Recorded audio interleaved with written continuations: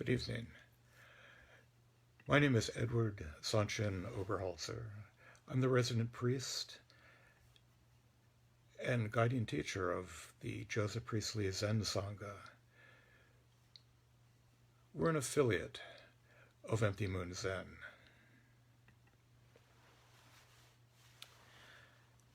It's always seemed as though it was a long ways from Hoboken, New Jersey to the heart of Manhattan, even though the path tube there was a straight shot under the Hudson River.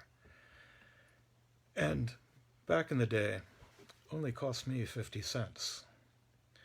When I was an undergraduate at the Stevens Institute of Technology, I would make the weekend trips under the river looking for the cultural fix that I couldn't find as a chemistry major in Hoboken. One evening, I found myself in a bookstore looking for a copy of Faust. I'm one of those people who would rather wander lost in the desert for 40 years than ask for directions, but in an uncharacteristic move, I went to the information desk, and I asked the young man there where I might find a copy of Faust by Goethe.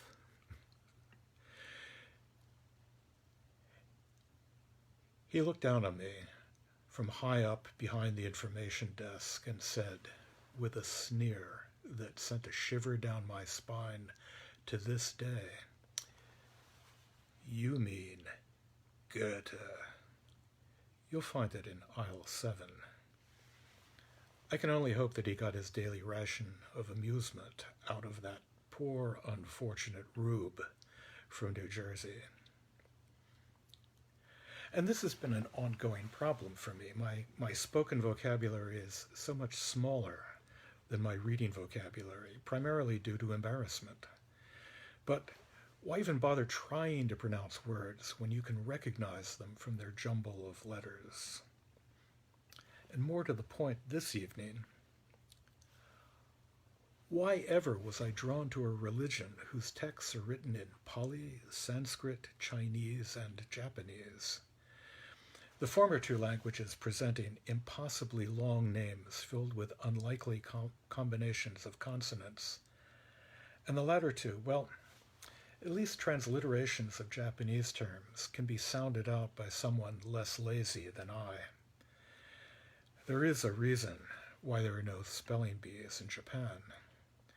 But Chinese, all I can say is that there is a subtle fluidity, a musicality which eludes me, even before you factor in the tonality which does not appear in any of our poor approximations on the printed page. In trying to pronounce Chinese names, I sometimes feel as though I am bringing clog dancing to what should be ballet. May I be forgiven by speakers native to all of those tongues. The saving grace in all of this, of course, is that apocryphal saying attributed to Bodhidharma, that Zen is outside words and texts, a direct pointing to the heart-mind. It doesn't matter if you can't pronounce Goethe. Neither, no doubt, could Bodhidharma. God knows how an Indian monk mastered Chinese. God also knows, only knows, how that Japanese monk Dogen did, although there are hints that he may have misinterpreted or misheard the turning words of his teacher, Rojin.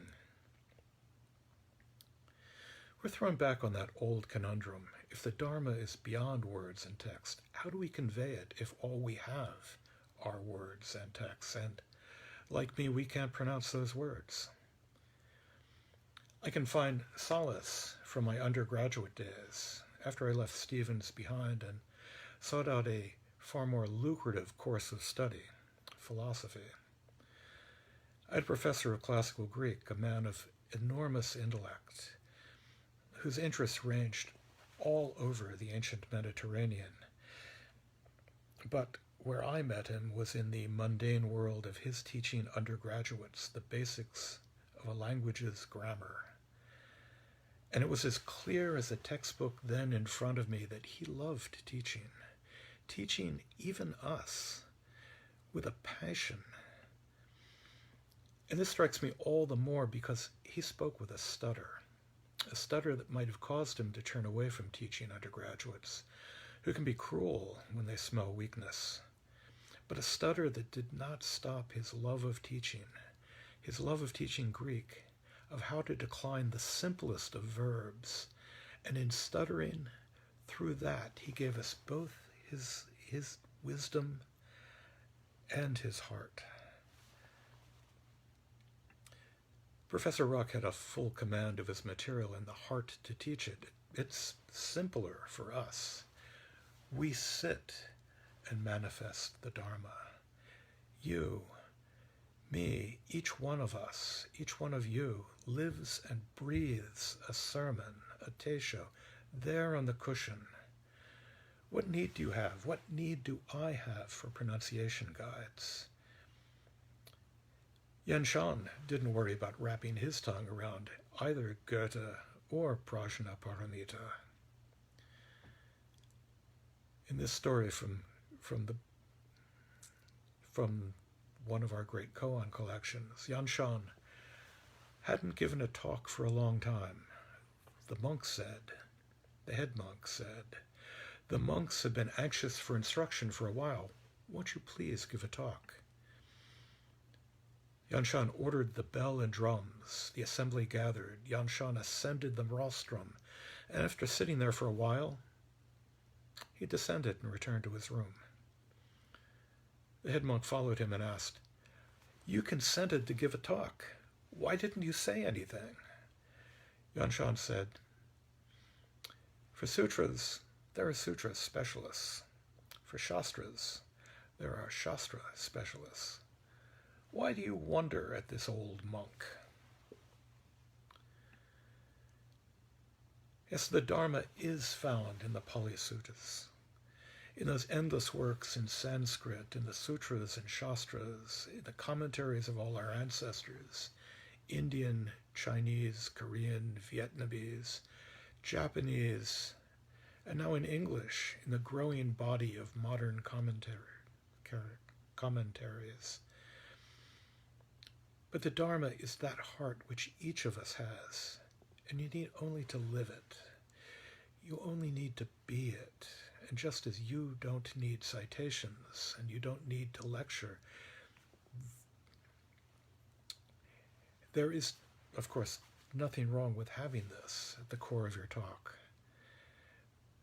But you just need to lay your heart out there, to embody your passion for the Dharma, to be a Buddha. We sit and convey the Dharma in the very act of sitting. We offer incense, and with each stick of incense we set forth the very being of the Buddha. Breathe in, and you are breathing in the Dharma. It fills your mind and heart. Breathe out, and your exaltations embrace the entire world, enfolding it in the Dharma. Sit still, breathe. We give away our words, our thoughts, our stories. But most of all, we give away our lives, our breath. Thank you.